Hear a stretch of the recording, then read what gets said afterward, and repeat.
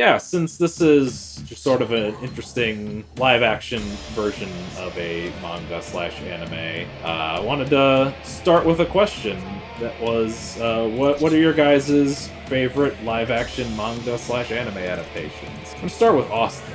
It's an early one, but for my money, the best live-action manga adaptation is the 1972 sword-fighting film Lone Wolf and Cub: Sword of Vengeance. Oh, you motherfucker! That was the one I was gonna do. Ooh, that's a good pick. Nobody can beat the wave slicer technique. No, that answer's a lie for me. I haven't seen that. I haven't actually seen that many live-action manga adaptations because I've been too busy watching the Kree Master Cycle reruns on TBS. So I'm gonna use my secret technique of giving the most obvious answer anybody could choose. A shameful answer. That's right, I'm choosing the 2003 Park Chan-wook film Oldboy, and none of you can stop me. Hell yeah. The film that acted as a gateway drug into the South Korean film renaissance for a whole generation of dumb boys. It's flashy with its corridor fight, it's disturbing with its twist. It has that quote about laughing that film school kids make their Facebook cover photo when they're having a really bad time. 웃어라. 온 세상이 너와 함께 웃을 것이다. 울어라. 너 혼자만 울게 될 것이다. What's so funny? In other news, I think the greatest film of all time is The Godfather, and the greatest song of all time is Stairway to Heaven. Nothing to see here. I'm just an average American who's trying to survive between Madden releases. Back to you, Tim. Fair enough. I mean, Oldboy's a great choice. Yeah, that's a good one. I honestly forget that that's based off of a manga. All right, Ethan, favorite live-action anime slash manga movie? Okay, this one was actually hard for me because there are a lot of ones I like, but the very few that I'm like particularly over the moon for. In terms of like Japanese-produced live-action adaptations, it's got to be the original Lady Snowblood. I have a lot of affection for that one. I kind of waffle on if I prefer that or the second one, because the second one has some more stylistically interesting stuff going on, but the pace is a little bit more awkward. I feel like maybe as a whole it's not quite as tight as the first one, but I really like them both a lot. Special shout-outs to the Lady Oscar film, which is a very beautiful Jacques Demy film. It's not a great adaptation, but Jacques Demy makes pretty movies, and in terms of American-made stuff, it's got to be Speed Racer. Good stuff. But I'll leave that because I'm sure maybe someone will also pick that, so I don't want to give my thoughts on it too much. It's just fun.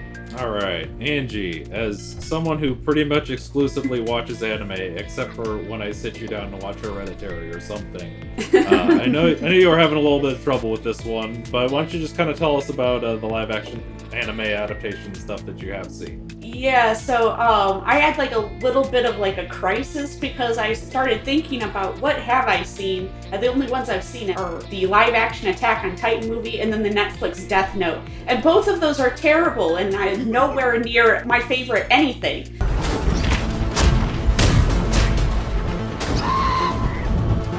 So I was like, I gotta seek out some live actions. So to make a long story short, I found some, and I would say out of everything that I've seen, the Laughing Under the Clouds movie was probably the most entertaining, despite many variations from the original source material.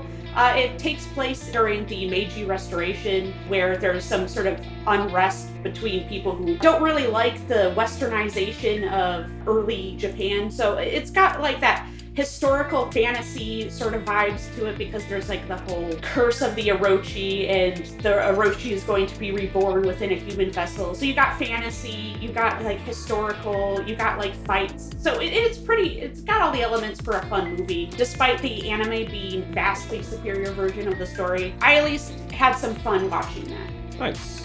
All right, Dawn, what's your favorite live-action anime slash manga? Well, if we're going by just adaptations in general, one of my very favorite ones would have to be the live-action TV series Pretty Guardian Sailor Moon, which is based off of the original Sailor Moon manga and anime. And it really sticks to the tokusatsu and superhero team roots like really well. Even with the changes they made, it's still like, it's got the heart of Sailor Moon, and it's just really well produced. and acted and written and thought out, even with like so many changes from the original source material. But if we're talking about movies, I do really love the Wachowski sisters Speed Racer adaptation. It's so good. Like, they really understood the assignment when they made that movie. It's so good. I also have a soft spot for the French-made City Hunter movie, aka Nicky Larson, is what it's called over there. It again was made by somebody who is like a huge fan of the source material, and you can really tell like a lot of love went into making that adaptation. Kind of similar to the Wachowski Speed Racer. Like, they really just got what made that series good and just like played around in that world, and the casting was really good. Like, there's so many good little Easter eggs, and it's just fun. There are others, but I think those are the three that really stand out to me as like really good. But I will give a honorable mention to the Battle Angel Alita movie, which I really like. Hell yeah.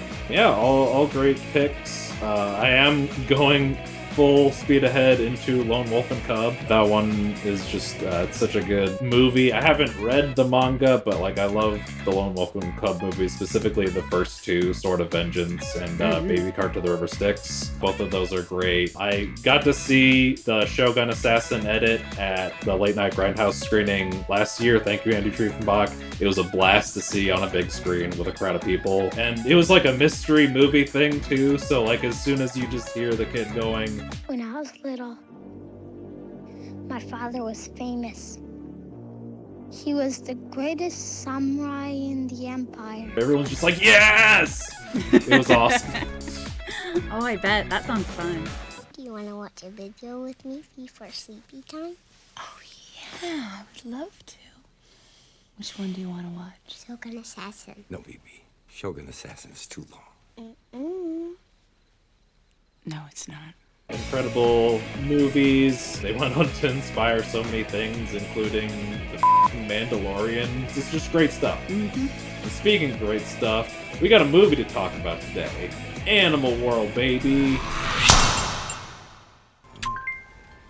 Neon Genesis Evangelion. I slid my ticket across the table and I said, sorry guys, I gotta see about a girl.